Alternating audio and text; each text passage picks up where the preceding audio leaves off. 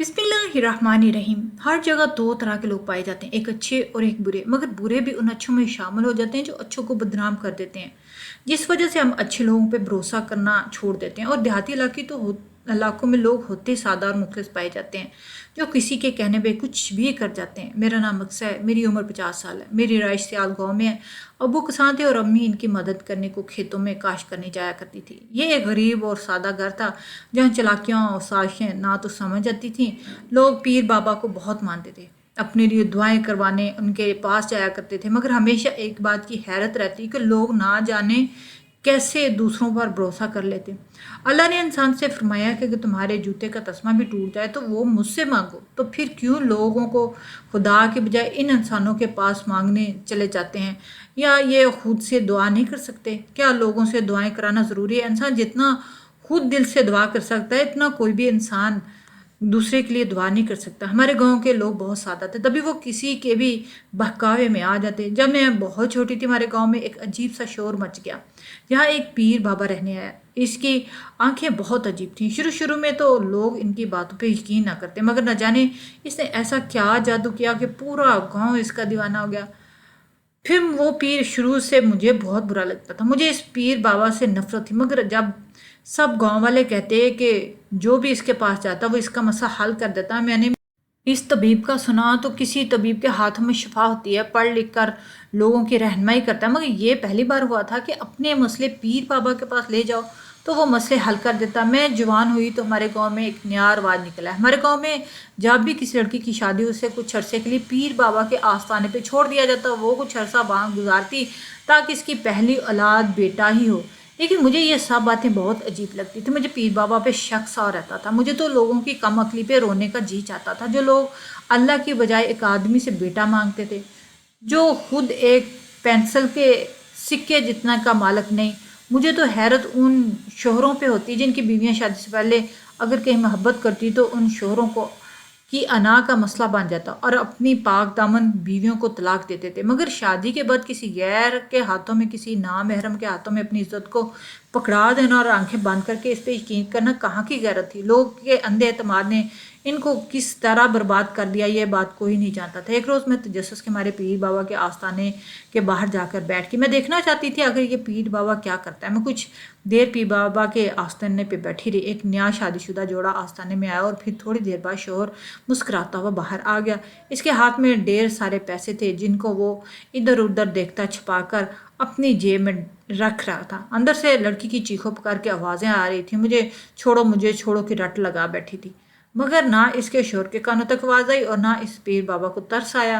ना जाने इस लड़की के साथ क्या जुल्म किया जा रहा था। मैं बुत बनी कुछ देर वहाँ बैठी इसकी चीखें सुन रही थी, मगर कुछ देर के बाद इसकी आवाज़ें बंद हो गई और मेरा भी सकता इसकी आवाज़ के साथ ही टूट गया। मुझ में मज़ीद हिम्मत ना हुई तो मैं वहाँ से उठकर घर वापस आ गई। मेरे रोंगटे खड़े हो गए कि ये सब आखिर हमारे गांव में हो क्या रहा है। अम्मी मुझे ऐसी हालत में देखकर एकदम परेशान हो गई। अम्मी ने जब खुद से पूछा क्या हुआ है, कहाँ से आई हो, तो मैं अम्मी के सीने से लाकर फूट फूट कर रोती रही और अम्मा से कहने लगी कि मैं कभी भी शादी नहीं करूँगी, क्योंकि मैं जानती हूँ कि मेरे घर वाले भी शादी के बाद मुझे इसी आस्थाने में छोड़ आएंगे। मेरी अम्मी मेरी बात पे हंसने लगी और कहने लगी ऐसा नहीं कहते, शादी तो हर बेटा बेटी को करनी होती है। इस रोज़ के बाद मैं काफ़ी दिन बुखार में तपती रही। मेरे दिल में ऐसा खौफ पैदा हुआ कि मैं शादी के नाम से खौफ आने लगा था।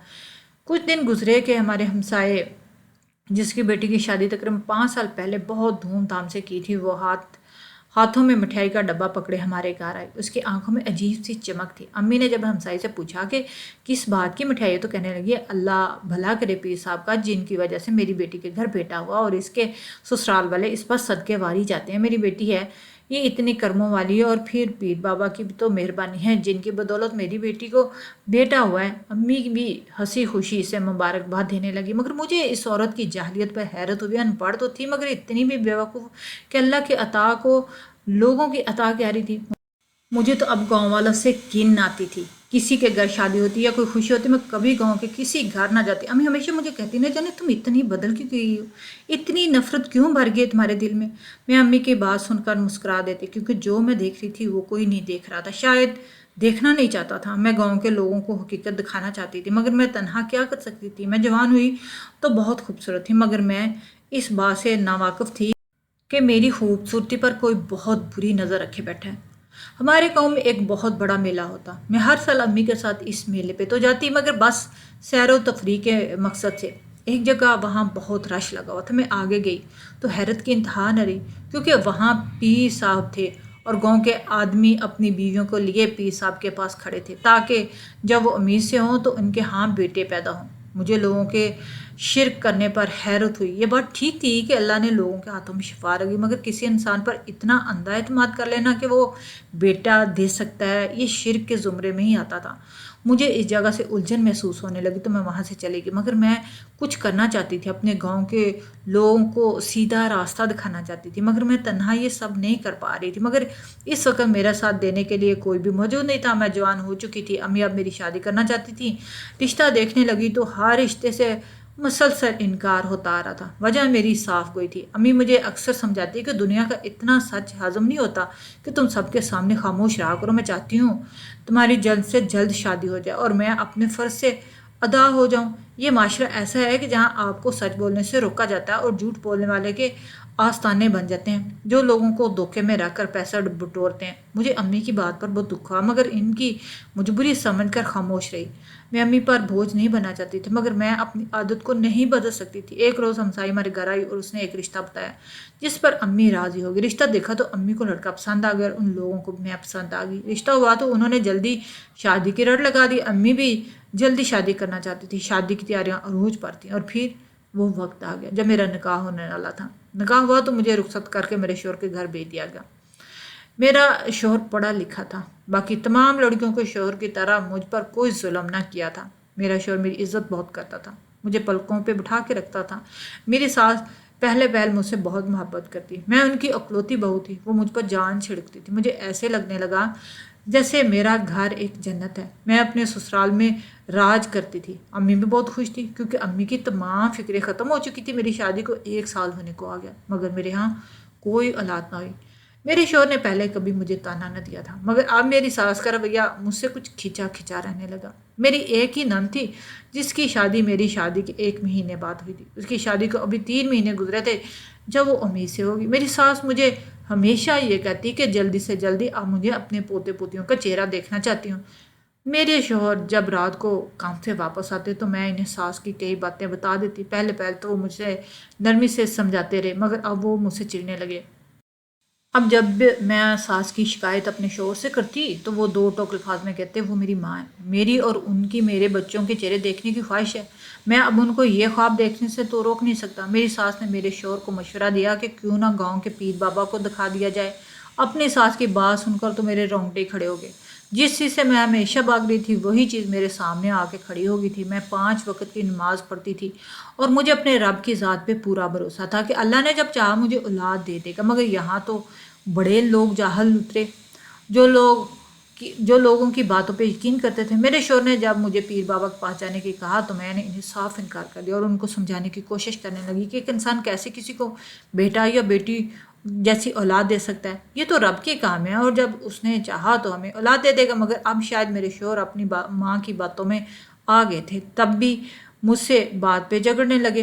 بات طلاق تک پہنچ گئی۔ میں طلاق لے کر اپنے گھر کیسے جاتی مگر میری ضد تھی کہ میں کسی بھی صورت پیر بابا کے آستانے پہ نہیں جاؤں گی، مگر میری ضد زیادہ دن تک نہ چل سکی اور میرے شوہر باضد ہو گئے کیونکہ مجھے پیر بابا کے پاس لے جائیں گے۔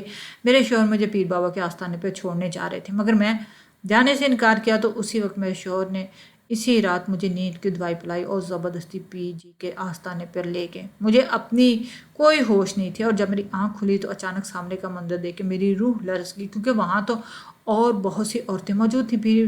پیر صاحب کا آستانہ تو بھرا پڑا تھا، لوگ اندھا دھند اعتماد کر کے پیر صاحب کے پاس بیٹا لینے آ رہے تھے۔ پیر بابا کا آستانہ بہت بڑا تھا، جگہ جگہ الگ کمرے بنے ہوئے تھے اور ہر کمرے میں کوئی نہ کوئی پیر صاحب کا مرید بیٹھا ہوتا جو پیر صاحب کے نقشے قدم پہ چل کر لوگوں کو بیٹے دینے کی گواہیاں دے رہے تھے۔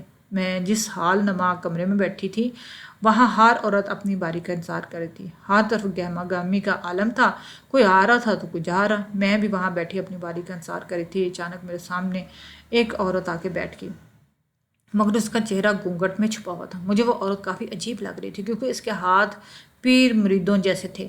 میں نے جب اسے پوچھا کہ وہ کہاں سے آئی ہے تو بہت باریک آواز میں کہنے لگی میں شہر سے آئی ہوں اور اپنا یہاں علاج کروا رہی ہوں۔ میں نے جب اسے پوچھا کہ اسے کون سی بیماری لا کے، تو کہنے لگی میری شادی کو 8 سال ہو چکے مگر میں اب تک امید سے نہیں ہوئی۔ میرے شوہر نے مجھے گھر سے نکال دیا، جب تک اپنی گود میں بچہ لے کر نہیں آئے گی تب تک اس گھر میں آنے کی تمہیں اجازت نہیں ہے، اور پھر پھوٹ پھوٹ کر رونے لگی۔ میں نے اسے حوصلہ دیا، سمجھایا کہ انسان دوسرے انسان کو اولاد نہیں دے سکتا، یا تو جہالت کی انتہا ہے۔ میں نے ان سے پوچھا کیا وہ بھی ان باتوں پہ یقین رکھتی ہے کہ ایک انسان کے پاس جانے سے بیٹا ہوگا یا اولاد ہو جائے گی؟ وہ تلخی سے مسکرائی اور مجھے کہنے لگی میں نے ایم فل کیا ہوا ہے، بس نصیبوں سے ہار گئی ہوں، ورنہ میری جتنی قابل لڑکی پورے خاندان میں کوئی نہیں تھی۔ اب جب والدین کے سر پر آ کر بیٹھنا پڑا تو وہ چاہتے ہیں کہ میں جلد سے جلد اپنے گھر واپس چلی جاؤں، اور شوہر کی شرط کے مطابق میں جب تک اپنی گود میں بچہ لے کر نہیں آؤں گی میں اس گھر میں نہیں جا سکتی۔ میرے پاس بیٹھی عورت کی بات سن کر بے حد افسوس مجھے ہوا۔ ان لوگوں پر بھی غصہ آ رہا تھا جنہوں نے عورت کو بھیڑ بکری سمجھ رکھا تھا۔ ایسا گاؤں پہلی بار نہیں ہو رہا تھا، ہر دوسری بیٹی کو گھر سے بے گھر کر دیا جاتا، اس پر اس بات کا زور ڈالا جاتا کہ وہ بیٹا پیدا کر کے لائے۔ وہاں بیٹھے ہی میرے دماغ میں ایک دم سے ترکیب آئی۔ میں نے اپنے ساتھ لڑکی کو غور سے دیکھا، مجھے رضامندی لگ رہی تھی، دکھوں سے ہاری غموں کی ماری وہ میرے جیسی تھی۔ میں نے باتوں باتوں میں سے کہا کہ میں یہ سب ختم کرنا چاہتی ہوں۔ غور سے مجھے دیکھنے لگی۔ جب میں نے اپنی پوری ترکیب بتائی، میں نے اسے بتایا کہ میں اس کے خلاف ہوں، مگر میرے شوہر نے مجھے زبردستی یہاں بھیجا، جبکہ میں شادی کے 1 سال تک میرا شوہر مجھے اپنی پلکوں پہ بٹھا کے رکھتا تھا، مگر اب اپنی والدہ کے کہنے پر پیر بابا کے آستانے پہ بھیج دیا۔ مگر میں اپنی زندگی کی ڈور ایسے شخص کے ہاتھوں میں نہیں پکڑا سکتی جو دھوکے باز ہو۔ ہم تو اتنا نہیں جانتے کہ ان بند کمروں کے پیچھے نہ جانے کون سی بے حیائی پھیلا رہا ہے۔ میں ابھی اس عورت سے باتیں کری تھی، اچانک پیر صاحب کے کمرے سے ایک عورت کے چیخنے کی آوازیں آنے لگی۔ میں ایک دم چونکی، عورت کی خوفناک چیخوں سے میرا وجود لرز گیا تھا۔ مجھے ان کی چیخوں سے خوف محسوس ہونے لگا۔ اس سے پہلے کہ میں اٹھ کر پیر صاحب کا دروازہ کھٹکھٹاتی، اچانک سے ایک پیر صاحب کے کمرے کا دروازہ کھلا اور ایک لڑکی جس حالت سے باہر نکلی میرے رونگٹے کھڑے ہو گئے۔ اس کی حالت بہت عجیب تھی۔ وہ خاموشی سے سر جھکائے، خود پہ چادر اوڑھے، نظریں جھکائے آستانے سے نکلتی چلی گئی۔ مجھے خطرے کا احساس ہوا تو میں بھی وہاں سے خاموشی سے نکل آئی اور اپنی والدہ کے گھر آ گئی۔ میں نے اپنی ماں سے کہہ دیا کہ میں اب کبھی بھی اپنے سسرال واپس نہیں جاؤں گی۔ والدہ تو میری بات پہ کافی حیران ہوگی، کہنے لگی تمہارا شوہر تم پہ جان چھڑکتا اور تم ہو کہ ناشکری ہو۔ میں نے والدہ کی ہر بات بتائی اور ان سے کہا کہ میں ہرگز ایسے شخص کے پاس نہیں جاؤں گی جہاں پر آپ کی عزت بھی محفوظ نہ ہو۔ وہ کوئی پیر بابا نہیں بلکہ دھوکے باز فریبی ہے جو اپنی ہوس مٹانے کے لیے معصوم عورتوں کو استعمال کرتا ہے اور بیٹے دینے کے دعویٰ کرتا ہے۔ اور ہمارے گاؤں میں اتنی جہالت ہے کہ لوگ خوشی خوشی اپنی عزتیں اس بد کردار انسان کے پاس چھوڑ آتے ہیں۔ امی تو میری بات پہ ہی دنگ رہ گئی۔ میں نے امی سے کہہ دیا کہ اگر میں آپ پر بوجھ ہوں تو میں یہاں سے ہمیشہ کے لیے دور چلی جاؤں گی، مگر میں اپنی عزت داؤ پہ نہیں لگاؤں گی۔ امی پریشان رہنے لگی۔ میرے سسرال میں بھی کوئی مجھے لینے نہ آیا۔ امی کے گھر تو مجھے پہلے پہل کچھ سکون رہا، مگر اماں ابا کے حالات ایسے تھے کہ مجھے مزید اپنے ساتھ نہیں رکھ سکتے تھے۔ مجھے بھی امی ابو کے حالات کا اندازہ ہو چکا تھا، جہاں روٹی کے لالے پڑے ہوں وہاں جوان بیٹی کو کیسے رکھا جا سکتا، مگر امی ابو نے کبھی یہ بات مجھ پہ ظاہر نہ ہونے دی۔ مگر میں دیکھ کر سب کچھ اندیکھا نہیں کر سکتی تھی۔ میں نے سوچ لیا کہ میں یہاں سے بہت دور چلی جاؤں گی۔ اسی لیے ایک رات جب سب سو چکے تھے میں اپنا کچھ سامان لیے شہر کے لیے روانہ ہوئی، جہاں مجھے کوئی نہ جانتا تھا۔ میں شہر میں رہنے لگی۔ میں گاؤں میں امی ابو کو تنہا چھوڑ آئی تھی۔ میرا سسرال بھی چونکہ اسی گاؤں میں تھا تبھی میرا وہاں رہنا غیر مناسب تھا۔ شہر میں آتے ایک یتیم خانے میں رہنے لگی، مگر میں اپنے پیروں پہ کھڑا ہونا چاہتی تھی۔ میں نے اپنی پڑھائی کا فائدہ اٹھایا اور ایک جگہ نوکری کرنے لگی۔ نوکری بہت اچھی تھی، تنخواہ بھی مجھے اکیلی کے لیے بہت زیادہ تھی۔ تبھی میں نے اپنے پیسے جوڑنا شروع کر دیے۔ میں بہت اونچے اونچے خواب دیکھ رہی تھی اور ان کی تعبیر جیسے شاید ممکن نہیں تھی، مگر میں نے ہمت نہیں ہاری اور اپنے اللہ پہ بھروسہ نہیں چھوڑا تھا۔ میں گاؤں میں بے بس اور لاچار عورتوں کو اپنے ہاں پناہ دینا چاہتی تھی، جن کے شوہر اولاد نہ ہونے پر ان کو گھر سے نکال دیتے، ماں باپ ان کو گھر میں واپس لانے پہ رضامند نہیں ہوتے۔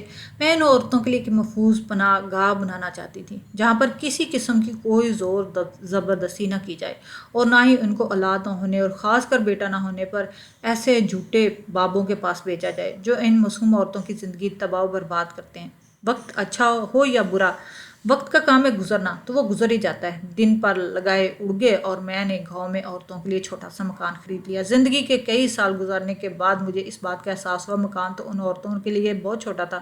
میرا جو خواب تھا گاؤں میں اس فریب اور جھوٹے کو ہمیشہ کے لیے ختم کرنا، مگر میں سب میں کامیاب نہیں ہو سکی۔ میں نے اپنی پوری کوشش کی کہ میرا خواب پورا ہو جائے، مگر قسمت کو چھو اور ہی منظور تھا۔ اب میرے بنائے گئے ایک چھوٹے سے ہاسٹل میں گاؤں کی وہ لڑکیاں رہنے کے لیے آتی ہیں جو بانجھ ہوتی ہیں یا جن کے ہاں بیٹے نہ ہوتے، اور ان کے سسرال والے ان کو پیر بابا کے پاس جانے پہ آمادہ کرتے، مگر وہ جانا نہیں چاہتی تھی تو اپنا گھر بار چھوڑ کر میرے مکان میں آ جاتی، مگر ان عورتوں کی کفالت کرنا میرے لیے بہت مشکل تھا۔ تبھی میں اپنی دوست سے رابطہ کیا، ان کو سب حقیقت بتا دی۔ میری سہیلی نے فون کے ذریعے لوگوں سے مدد مانگنا شروع کر دی۔ میرا مقصد ان بے سہارا عورتوں کو تحفظ دینا تھا۔ اب میں گاؤں میں رہنے لگی، مگر میں اب تک اپنے شوہر سے طلاق نہ لی، لیکن میرا شوہر اور میرے والدین مجھے لینے نہ آئے۔ اسی دوران مجھے سننے میں آیا کہ میرے شوہر نے دوسری شادی کر لی۔ میرا دل بہت دکھی ہے، مگر میں جانتی کہ سب لوگ ایک جیسے ہی ہیں۔ نہ جانے اس پیر بابا نے ان پہ کیا جادو کر دیا، اور میں ہر وقت پریشان رہنے لگی۔ سوچتی تھی کہ آخر کب تک اس گاؤں کے لوگ اس مکار پیر بابا کے ہاتھوں رونتے جائیں گے۔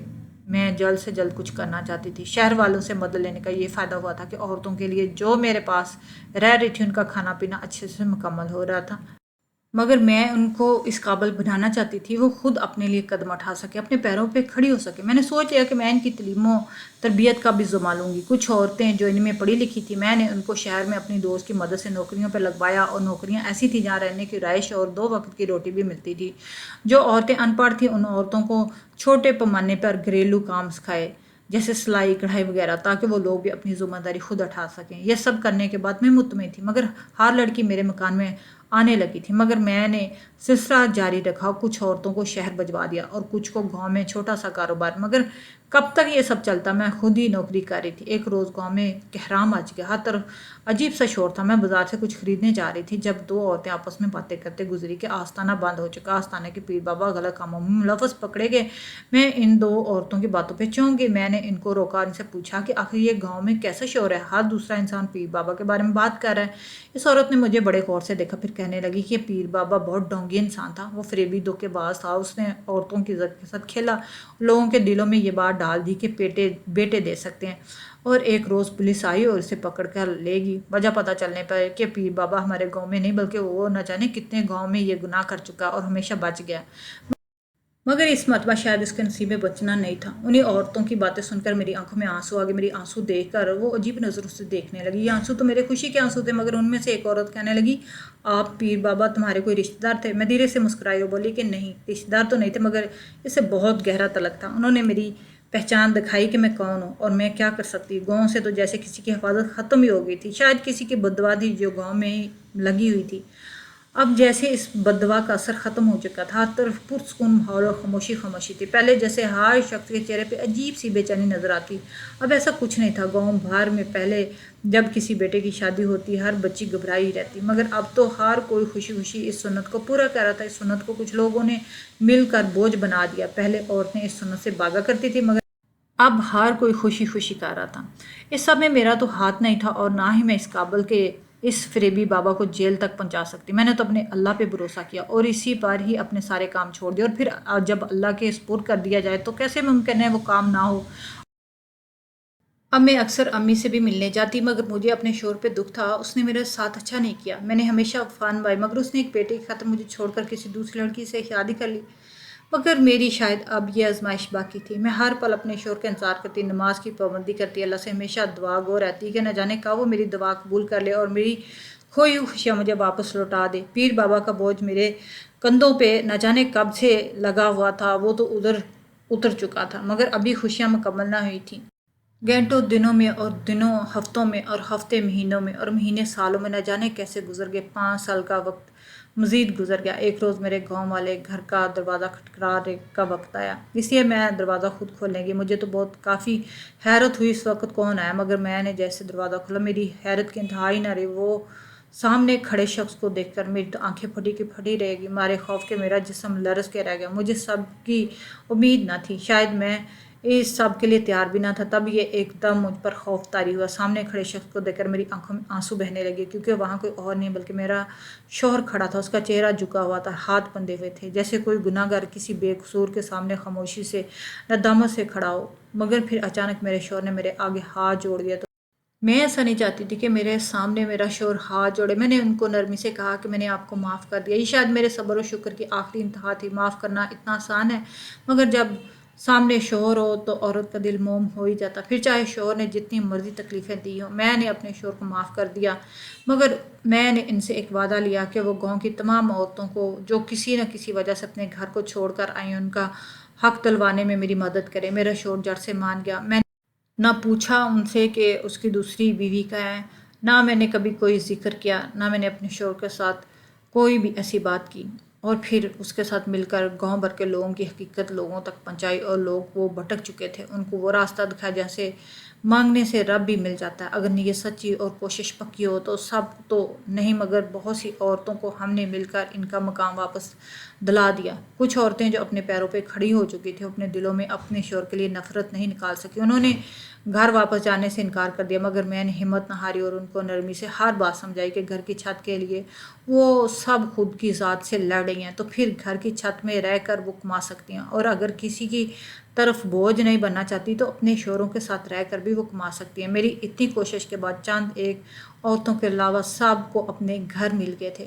ان کے شوہر اب ان کے ناز نخرے تک اٹھاتے تھے، اور یہ سب کر کے میں مطمئن تھی کہ دنیا میں رہنے کا حق ادا کر چکی۔ میری شادی کو 10 سال گزر چکے، اور 10 سال بعد اللہ نے میری گود بھر دی۔ اللہ نے مجھے 2 جڑواں بیٹے دیے جو پورے گاؤں کے لیے ایک سبق بن کے آئے تھے کہ اب تو نہ پیر بابا اور نہ کوئی آستانہ۔ یہ ہمارے ایمان کی کمزوری ہے جو ہم خدا کے علاوہ لوگوں کے پاس در در کی ٹھوکریں کھانے کو جاتے ہیں اس امید کے ساتھ کہ وہ ہمیں بیٹے دے، مگر اللہ کے سوا کوئی اولاد جیسی نعمت نہیں دے سکتا۔ غم کے بادل جھڑ چکے تھے، خوشیوں نے ہر طرف اپنے ڈیرے ڈال لیے تھے۔